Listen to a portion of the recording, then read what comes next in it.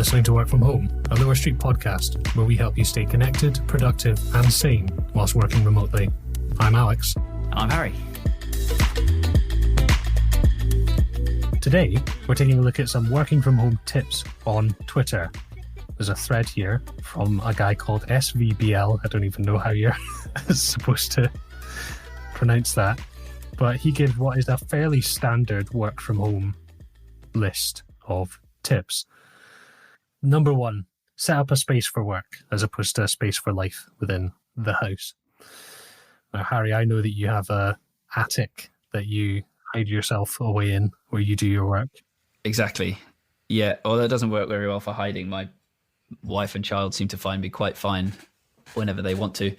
But no, I think it's really important. This is one thing that actually came up. I think we mentioned a resource a while ago, Christian Henson's kind of guide to working from home, the composer, Christian Henson. And this is one of the things that comes up actually in this advice as well, is aside from sort of not going to work in your pajamas, i.e. rolling out of bed and just sort of working in your kind of PJs, but actually sort of take your work environment seriously and treat it as a work environment, because I think it helps you to sort of mentally separate.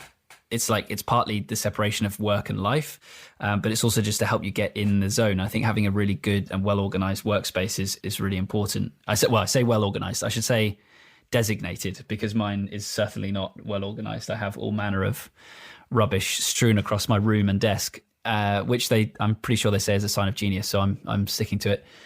But you say so yourself. Yeah, exactly.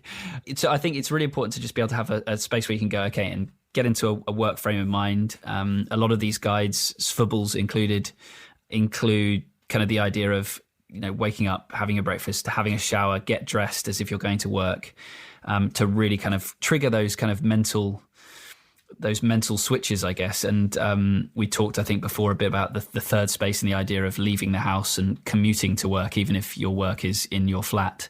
Obviously, that's not possible for everybody. A lot of people are literally quarantined to the stage of being in their flat without a garden or anything. So it's not something that everyone can do. But I think taking a time to get dressed, have a shower, like a regular work routine, leave the house for 5 minutes, walk to work in inverted commas, and then return home to your dedicated workspace. I think it's really important to kind of get yourself in the work mindset.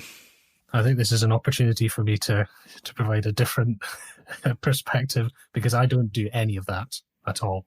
In episode 12, I talked about a tip which was have a morning ritual, and I don't even have one of those. I wake up and I immediately begin working, because for me, in my few years of trial and error, I find that that's what works best.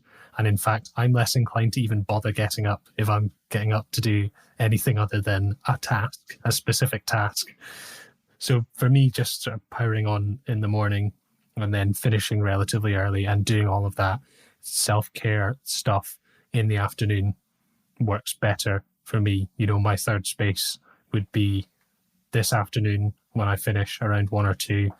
I'll do some exercise, and that will be my dividing line between work and the rest of the day. Yeah, no, that's cool. I like that. And kind of, I think that's the main point, really. It's just a different way of approaching it, because the main point, I think, at least as I interpret it, is just to have that separation of work and not work. And it's so easy when working from home for those lines to be blurred to the point of not being distinguishable. And like, the lines are extremely blurry in my life at the moment. And so I guess I'm not exactly in a position to give the best advice that I follow myself, but I definitely have found that when I am more strict with my time and with my setup and with where and when I'm working, I get more done, and then I'm able to switch off much better at the end of the day. But it's definitely hard to convince yourself of that in the morning when you've got an email and you're looking at your phone in bed, and then you're like, oh, and then you've already started and you're in bed. It's very easy to fall into that trap, I found. Well, the trick is to have the most obnoxious alarm and have it on the other side of the room. So I'm actually is that what you do? Oh, yes. Nice, okay. And then I'm physically up. And although I am, and I know this very well, I am more than capable of climbing right back into bed and going to sleep. I am up. So the most difficult part of waking up is done. And there used to be an actual harsh beeping noise, but I just ended up really resenting being alive in the morning. So Yeah, I switched out for something a little more relaxed. I think there's bird song or something in it. Okay, interesting. Because I had you down as quite a morning person, so it doesn't, because you do sort of rise early and get stuff done, and so I didn't have you down as the sort of person that would sort of struggle to get out of bed. I struggle to get out of bed regardless. It's not a morning thing. I love sleeping, and I would genuinely sleep 12 hours a day if I could, but I can't, and I shouldn't, so I don't. Very good. That's a good level of self-control. And you say getting up early, but I go to sleep at or before 10, so I'm still getting my 8 hours. I'm not deprived. Yeah, no, that's very good, and I very much am deprived. I quite regularly find myself getting caught up with work things after like dinner. My wife goes to bed early because we have a 10-month-old son who wakes up regularly. So she's always in bed very, very early, and I tend to stay downstairs, and very frequently the temptation to look at work emails comes up. And then I find myself sort of half working and my brain getting switched on and kind of into gear, and the stress kicking in. And then before I know it, it's midnight and I'm going to bed, and then my son wakes us up at 5 or 6 a.m. and I'm absolutely not getting my 8 hours sleep. So do as I say, not as I do. Follow the tips in this guide that we're linking to. Yes, and I've found that even if it is subconscious, I have set up my phone in a way that I don't actually get alerts for anything to do with work, which wasn't a conscious decision, but something deep inside of me must have been screaming at me not to, because I don't. Because it seems like a useful thing to do. I'll just check a couple of emails, get a little bit of work done, and before you know it, it's you're down the drain, and exactly. And even if you don't fully absorb yourself in that task, it's still triggered that in your brain, and it's still working away in your subconscious, and so it just will niggle you, and suddenly you'll be falling asleep and you're going, oh shit, what about that thing I've got to prepare for tomorrow or whatever.